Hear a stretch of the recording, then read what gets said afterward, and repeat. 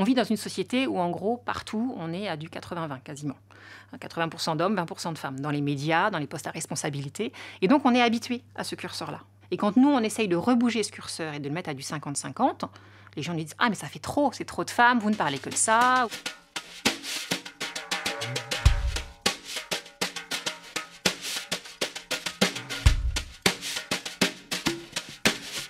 Quand on regarde les statistiques du monde politique, du monde professionnel, des tâches domestiques et familiales, des violences, on s'aperçoit que femmes et hommes n'ont pas accès aux mêmes responsabilités et que les femmes vont plus souvent subir des discriminations et des violences. Aujourd'hui, quand on travaille sur les questions d'égalité, on est obligé de bousculer nos façons de faire. On a essayé de faire de la pédagogie, ça ne fonctionne pas. Pendant très longtemps, les partis politiques ont préféré payer les amendes plutôt que de présenter des femmes sur leur liste. Donc du coup, imposer la parité, c'était l'outil qui permettait de passer en force pour les obliger à présenter des femmes. Donc là où avant il n'y avait pas de femmes, aujourd'hui il y a des hommes et des femmes, par contre ils ne sont pas aux mêmes responsabilités. Donc par exemple, dans les différents conseils départementaux, régionaux, on va avoir, je caricature un peu, mais les hommes à la présidence, à l'urbanisme, au budget, et puis les femmes à la petite enfance, aux associations et à la communication.